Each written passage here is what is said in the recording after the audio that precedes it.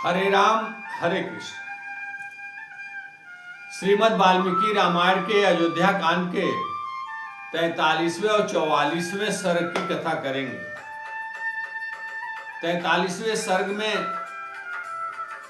प्रसंग यह है कि जब श्री राम वन को चले जाते हैं तो महाराज दशरथ कौशल्या के कक्ष में आकर के पलंग पर लेटे हुए हैं और बहुत दुखी हैं और अपार दुख में विषादयुक्त होकर के और अचानक वह बोल पड़ते हैं और कहते हैं कि कौशल्या तुम कहाँ हो? श्री राम के जाने के साथ साथ मेरे नेत्रों की दृष्टि चली गई है, अब मुझे कुछ दिखाई नहीं दे रहा है। कौशल्या तुम कहाँ हो? मुझे कुछ सूझ नहीं रहा, कुछ दिखाई नहीं दे रहा है, तुम इधर आओ, कहाँ हो? दशरथ जी के इतना कहने के बाद कौशल्या जी आती हैं और उनके पास पलंग पर बैठ जाती हैं और जोर जोर से विलाप करते हुए, करुण क्रंदन करते हुए, और वह कहती हैं, दशरथ जी से कहती हैं कि इस समय राम सीता और लक्ष्मण को लेकर के वन में पहुंच रहे होंगे।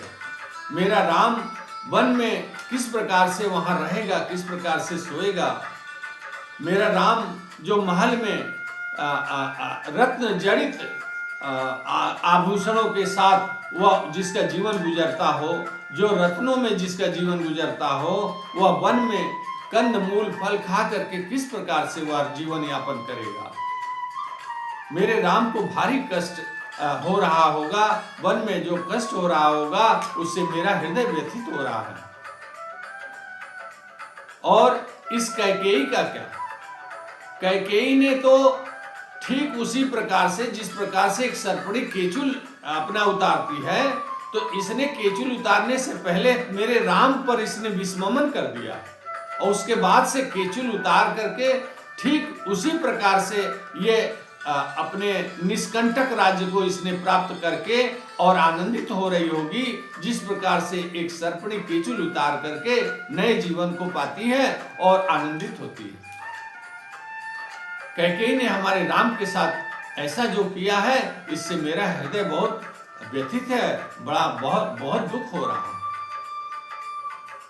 इस अपने दुख का दुख को बताते हुए कौशल्या जी तमाम महाराज दशरथ को उलाहना दे रहे हैं कि राम आज जो राम वन में गए हैं तो किस प्रकार से वहां पे उनको तमाम तरह के कष्टों का अनुभव हो रहा होगा।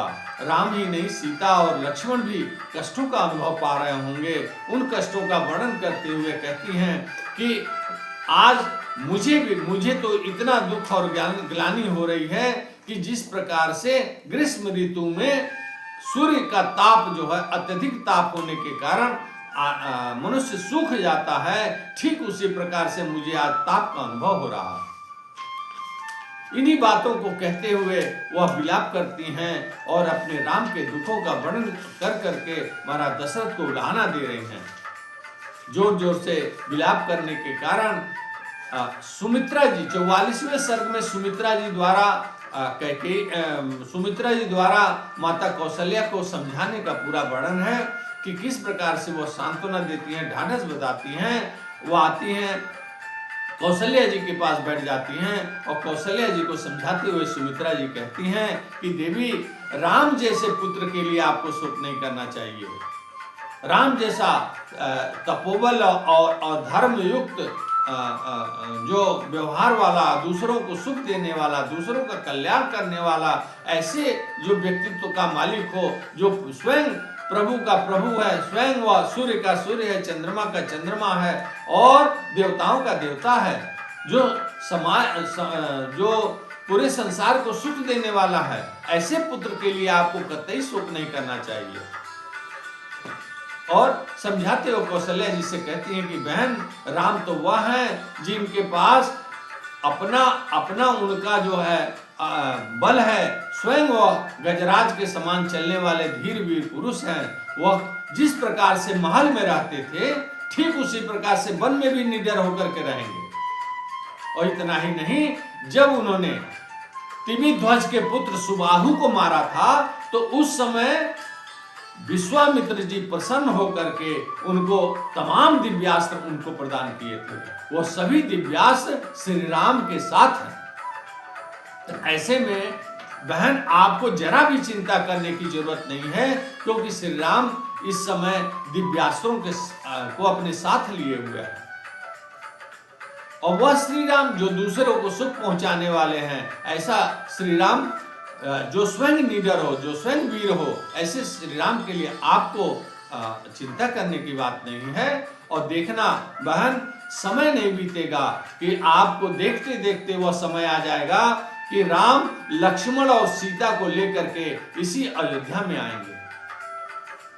और आप ठीक आज जो आप दुख के आंसू बहा रही हैं, आप आनंद के आंसू बहाएंगी, ठीक उसी प्रकार से आनंद के आंसू बहाएंगी जिस प्रकार मेघ, वर्षा ऋतु के मेघ बादल अपना जल बरसाते हैं। तो आपको कतई शोक करने की जरूरत नहीं है। 43वें सर्ग में कौशल्या जी कहती हैं कि क्या वह दिन आएगा कि मेरे जीवन काल में वह दिन आएगा कि श्री राम लक्ष्मण और सीता को लेकर के अयोध्या लौटेंगे? क्या वह दिन आएगा कि अयोध्या के हजारों लोग हमारे राम का स्वागत करेंगे?